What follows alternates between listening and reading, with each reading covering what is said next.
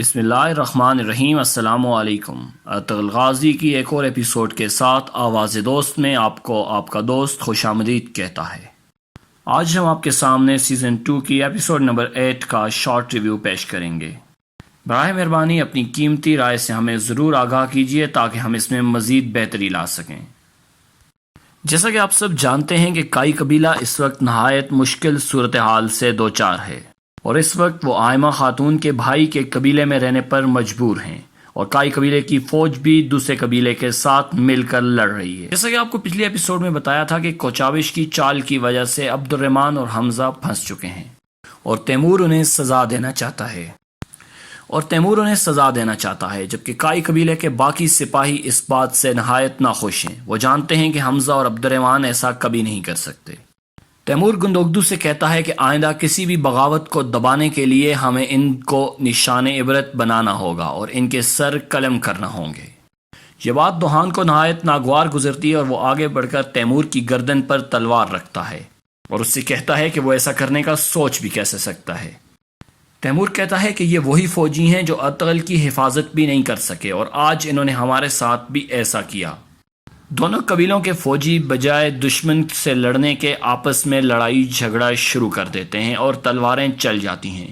گندوگدو چیختا ہے، چلاتا ہے اور انہیں روکنے کی کوشش کرتا ہے، مگر دونوں قبیلوں کے سپاہی آپس میں لڑائی میں مصروف ہیں۔ گندوگدو انہیں کہتا ہے کہ ہم دشمن کا مقابلہ کرنے آئے تھے، خدا کے لیے رک جاؤ، ہم آپس میں لڑیں گے تو دشمن کا مقابلہ کیسے کریں گے؟ گندوگدو کہتا ہے کہ تیمور اس وقت ہماری فوج کا سربراہ ہے، وہ جو بھی فیصلہ کرے گا ہمیں وہ ماننا ہوگا۔ تیمور فیصلہ سناتا ہے کہ حمزہ اور عبد الرحمن کو یہ سردیوں کا موسم قبیلے سے باہر گزارنا ہوگا اور انہیں قبیلہ میں آنے کی اجازت نہیں ہوگی۔ اس کے علاوہ وہ کہتا ہے دوحان اور ترگت کو بھی ان کے ساتھ رہنا ہوگا۔ تلی تعمیر بڑی مشکل سے برداشت کرتا ہے، اور وہ گندوگدو سے کہتا ہے کہ اتحاد کا یہ مطلب نہیں کہ ہم اپنے سپاہیوں کی قربانی دیتے رہیں۔ تم نے یہ فیصلہ اچھا نہیں کیا، اگر ارطغرل ہوتا تو وہ کبھی بھی ایسا فیصلہ نہ ہونے دیتا۔ دوسری طرف سردار اپنی بہن آئمہ خاتون کے ساتھ محو گفتگو ہے، اور خیمے کے باہر ایک شخص کھڑا ہے جسے حکم ہے کہ کوئی شخص خیمے کے اندر داخل نہ ہو۔ عالیہ خاتون آتی ہے اور سپاہی کو وہاں سے ہٹا کر پوچھتی ہے کہ اندر کون ہے۔ سپاہی کہتا ہے کہ سردار اور اس کی بہن۔ عالیہ خاتون سپاہی سے کہتی ہے کہ وہ یہاں سے چلا جائے۔ سپاہی ہچکچاتا ہے کہ سردار نے حکم دیا ہے، مگر عالیہ خاتون اسے وہاں سے بھیج دیتی ہے۔ سردار اپنی بہن سے بات کر رہا ہوتا ہے کہ ہمیں اس اتحاد کو مضبوط بنانے کی ضرورت ہے۔ آئے دن مردوں اور عورتوں دونوں اطراف سے لڑائیاں ہو رہی ہیں۔ ہمیں اس رشتے کو مضبوط کرنے کے لیے دونوں قبیلوں کے نوجوانوں کی آپس میں شادیاں کروا دینی چاہیے۔ عالیہ خاتون یہ بات سن کر وہاں سے چلی جاتی ہے۔ اس سین میں آپ دیکھ سکتے ہیں کہ سلجان خاتون گوکچی کے پاس آتی ہے اور اس سے کہتی ہے کہ گوکچی، تمہیں ایسے دیکھ کر بہت دکھ ہوتا ہے، تمہیں اب شادی کر لینی چاہیے۔ گوکچی کہتی ہے کہ میں شادی کس لیے کروں، حلیمہ کی طرح بیوہ ہونے کے لیے؟ سلجان گوکچی سے کہتی ہے کہ حلیمہ سے زیادہ بیوہ ہونے کا شوق تو تمہیں لگ رہا ہے۔ گوکچی غصے سے سلجان سے کہتی ہے کہ میری زندگی کی تباہی کی ذمہ دار تم ہو، میرے ساتھ جو بھی ہوا یہ تمہاری وجہ سے ہوا۔ یہ کہہ کر وہ وہاں سے چلی جاتی ہے۔ گوکچی سلجان کے پاس سے جاتی ہے تو راستے میں اسے عالیہ خاتون ملتی ہے، جو اسے روک کر پوچھتی ہے کہ گوکچی، تم کیوں پریشان ہو؟ تم نے اپنے اندر کیا غم پال رکھا ہے جو تم کسی سے شیئر نہیں کرتی؟ تم کتنی خوبصورت ہو، تمہاری آنکھیں کتنی خوبصورت ہیں، ان آنکھوں میں آنسو اچھے نہیں لگتے، تم اپنی زندگی جیو۔ دکھ ہر ایک پر آتے ہیں، مگر ہمیں ان کا مقابلہ کرنا ہوتا ہے۔ دوسری طرف آئمہ خاتون اپنے بھائی کے خیمے سے نکل کر باہر آ کر کھڑی ہو جاتی ہے، اور وہ آسمان کی طرف منہ کر کے کہتی ہے، ہائے سلمان شاہ، کاش آج تم یہاں ہوتے، تم ہمیں اکیلا چھوڑ گئے ہو۔ اگر آج تم یہاں ہوتے تو ہم اس حال میں نہ ہوتے۔ تمہارے جانے کے بعد تمہارا ارطغرل بھی ہمیں چھوڑ کر چلا گیا۔ سین میں آپ دیکھ سکتے ہیں عالیہ خاتون ایک دفعہ پھر کائی قبیلہ کی اسی عورت کے پاس جاتی ہے اور اس سے کہتی ہے کہ تم مجھ سے کیا بات چھپا رہی ہو، مجھے گوکچی کے بارے میں سب بتاؤ۔ گوکچی کو کیا دکھ اور کیا سوگ ہے جس کا وہ کسی سے ذکر نہیں کرتی؟ مجھے سب بتا دو، ورنہ میں تمہارے ساتھ بہت برا سلوک کروں گی۔ وہ عورت ڈرتے ڈرتے عالیہ خاتون کو بتاتی ہے کہ گوکچی ارطغرل کی وجہ سے پریشان ہے۔ عالیہ سمجھ جاتی ہے کہ گوکچی کو ارطغرل سے عشق رہا ہے۔ ادھر سلجان حلیمہ کے پاس آتی ہے اور اسے کام کرتا دیکھ کر کہتی ہے کہ حلیمہ تمہیں اپنا خیال کرنا چاہیے، اگر اپنا خیال نہیں تو کم از کم اپنے بچے پر رحم کرو، خود کو سنبھالو اور اب اس سوگ سے نکل آؤ، ہمیں زندگی جینا ہوگا، یہی ہمارا مقدر ہے اور یہی تقدیر ہے جو خدا نے لکھتی ہے۔ حلیمہ کہتی ہے کہ میں ارطغرل کا انتظار کر رہی ہوں اور مجھے امید ہے وہ لوٹ کر آئے گا، اور جب میں کام کرتی ہوں تو مجھے انتظار میں احساس نہیں ہوتا۔ دوسری طرف جنگل میں رہنے والا وہ شخص گیگلی جس نے ارطغرل کی جان بچائی، اب وہ ارطغرل کی مرم پٹی میں مصروف ہے۔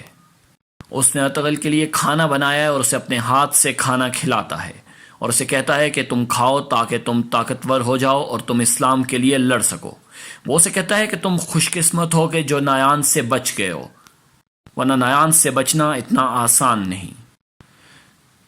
ادھر نایان کا کمانڈر غصے میں سپاہیوں پر شدید تشدد کرتا ہے اور انہیں کوستا ہے اور ان سے کہتا ہے کہ جب نایان کو پتہ لگے گا کہ ارطغرل فرار ہو گیا ہے اور ایک کمانڈر بورٹلو کو انہوں نے قید کر لیا ہے تو نایان تم پر قہر بن کر ٹوٹے گا۔ وہ اپنے ساتھ موجود ایک اور کمانڈر سے کہتا ہے کہ بورٹلو کو یا تو وہاں سے آزاد کراؤ اور یا اسے ختم کر دو، بورٹلو کا منہ کسی صورت نہیں کھلنا چاہیے، اور اس کام کے لیے تم کوچابش کی مدد لو۔ اس سین میں آپ دیکھ سکتے ہیں کہ چاروں دوست اپنے دوستوں سے مل کر وہاں سے رخصت ہو رہے ہیں۔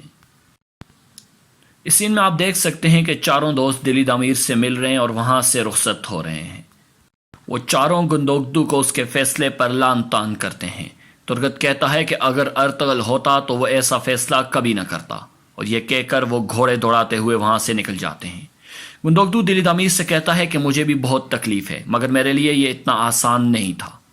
بجائے ایک دوسرے کو کوسنے کے ساری توجہ بورٹلوپ سے منگولوں کے راز اگلوانے پر لگانا ہوگی، اور کوچابش ان چاروں کو جاتا دیکھ کر خوش ہوتا ہے اور وہ منگول بورٹلو کے پاس جاتا ہے اور اسے کہتا ہے کہ تم فکر مت کرو، میں تمہیں بچاؤں گا، مگر تم نے بولنا کچھ نہیں، اگر تم کچھ بول گئے تو تمہاری اور میری زندگی کا خاتمہ ہو جائے گا۔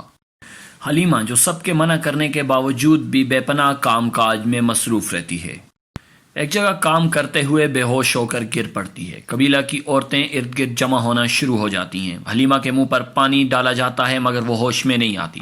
سلجان بھاگتی ہوئی آئمہ کے پاس آتی ہے اور اسے اطلاع کرتی ہے کہ حلیمہ بہت تکلیف میں ہے، حلیمہ بے ہوش ہو گئی ہے۔ آئمہ خاتون طبیب کے کمرے میں جاتی ہے تو دیکھتی ہے کہ حلیمہ بے ہوش ہے۔ وہ حلیمہ کے پاس بیٹھتی ہے اور اسے کہتی ہے کہ تم نے اپنا کیا حال بنا لیا، خدا کے لیے اپنا نہیں تو ارطغرل کے بچے کا ہی خیال کر لو۔ حلیمہ کہتی ہے کہ میں ارطغرل کے بغیر زندہ نہیں رہ سکتی۔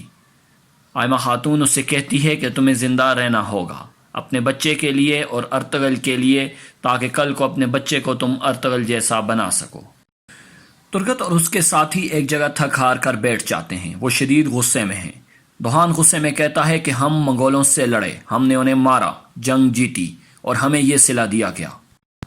حمزہ کہتا ہے کہ مجھے لگتا ہے کہ اب کائی قبیلہ ختم ہو جائے گا۔ ترگت کہتا ہے کہ ایسی بات نہ کرو، کائی قبیلہ ختم نہیں ہو سکتا۔ وہ کہتا ہے کہ سلیمان شاہ اور ارطغرل اس دنیا سے چلے گئے اور گندوگدو میں ان جیسی صلاحیت موجود نہیں۔ وہ اپنے ماموں اور تیمور کی خوشامد میں قبیلے کو ختم کر دے گا۔ آج جس طرح اس نے ہم چاروں کو قربان کیا، نہ جانے وہ مزید کیا کچھ قربان کرے گا۔ اسی دوران ترگت کہتا ہے کہ انہیں ان سردیوں کے لیے قبیلے سے بے دخل کیا گیا، مگر وہ وعدہ کرتا ہے کہ اب واپس قبیلے میں نہیں جائے گا۔ وہ ساری زندگی اسلام کی سربلندی کے لیے اور ارطغرل کا بدلہ لینے کے لیے صرف کر دے گا۔ یہاں آپ دیکھ سکتے ہیں کہ گندوگدو اور تیمور قبیلے میں واپس آتے ہیں۔ آئمہ خاتون انہیں دیکھ کر چلاتی ہے اور گندوگدو سے کہتی ہے کہ یہ تم نے کیا کر دیا، وہ چاروں میرے بیٹے تھے، انہوں نے ہمارے لیے کیا کچھ نہیں کیا۔ ان چاروں کی تلواروں سے ہزاروں صلیبی موت کے منہ چلے گئے اور ان چاروں نے اپنی زندگی ارطغرل کی حفاظت کے لیے وقف کر دی۔ میرے ان بیٹوں نے نہ کبھی دولت کی لالچ رکھی اور نہ کبھی کسی منصب کی۔ جب قبیلے میں بغاوت ہوئی اور کردوغلو نے ہر ایک کو دولت سے نوازا، مگر ان چاروں نے اس وقت بھی ارطغرل کا ساتھ دیا، اور آج وہ کیسے قبیلے سے بغاوت کر سکتے ہیں؟ گندوگدو اپنی ماں سے کہتا ہے کہ اس نے اپنے امیر تیمور کی حمایت کی اور آئندہ بھی وہ وہی کرے گا جو اس کا دل چاہے گا۔ اس کے بعد گندوگدو اپنے کمرے میں جاتا ہے جہاں سلجان اس کا انتظار کر رہی ہوتی ہے۔ سلجان اسے کہتی ہے کہ زندگی میں پہلی جنگ ایسی دیکھی جو تم جیت بھی گئے اور اپنے سپاہی بھی قربان کر دیے۔ گندوگدو غصے سے کہتا ہے کہ دونوں قبیلوں کے اتحاد کے لیے یہ ضروری تھا، تم بھی میری ماں جیسی باتیں نہ کرو۔ سلجان کہتی ہے نہ جانے اس اتحاد کو قائم کرنے کے لیے تم کتنی قربانیاں دو گے، نہ جانے تمہیں کیا کیا قربان کرنا پڑے گا۔ گندوگدو غصے سے خیمے سے باہر چلا جاتا ہے۔ اس سین میں آپ دیکھ سکتے ہیں کہ گوکچی اور تیمور بات کر رہے ہیں۔ گوکچی تیمور کا شکریہ ادا کرتی ہے کہ اس نے ارطغرل کے قاتل مارے اور اس کو کامیابی پر مبارکباد دیتی ہے۔ ناظرین، کوچابش کی حرکتیں، چالیں اور سازشیں کم نہیں ہو رہی۔ کوچابش موقع دیکھ کر خیمے کے اندر جاتا ہے جہاں بوٹلو قید ہوتا ہے۔ وہ اس کے پاس جاتا ہے اور اسے کہتا ہے میں تمہیں یہاں سے نکالوں گا۔ بوٹلو کہتا ہے کہ جلدی کرو، یہاں مجھ پر تشدد کیا جاتا ہے۔ کوچابش اسے ایک چاقو دیتا ہے اور اسے کہتا ہے اسے اپنے پاس چھپا لو اور موقع دیکھ کر اپنی رسیاں کاٹ کر یہاں سے بھاگ جانا۔ اسی دوران گندوگدو خیمے میں داخل ہوتا ہے۔ کوچابش اسے دیکھ کر ڈر جاتا ہے اور اسے کہتا ہے کہ تیمور نے مجھے اس کی حفاظت پر مامور کیا ہے۔ گندوگدو اسے کہتا ہے کہ تم یہاں سے باہر چلے جاؤ۔ گندوگدو بوٹلو کو خوب مارتا ہے اور اس سے راز اگلوانے کی کوشش کرتا ہے، مگر وہ اپنے منہ سے کوئی بات نہیں اگلتا۔ ناظرین، امید ہے آپ کو ہماری آج کی ایپیسوڈ کا شارٹ ریویو پسند آیا ہوگا۔ برائے مہربانی اگر آپ چاہتے ہیں کہ اس میں مزید امپروومنٹ ہو تو ہمیں اپنی آراء سے ضرور آگاہ کیجیے گا اور اپنے چینل آواز دوست کو ضرور سبسکرائب کیجیے گا۔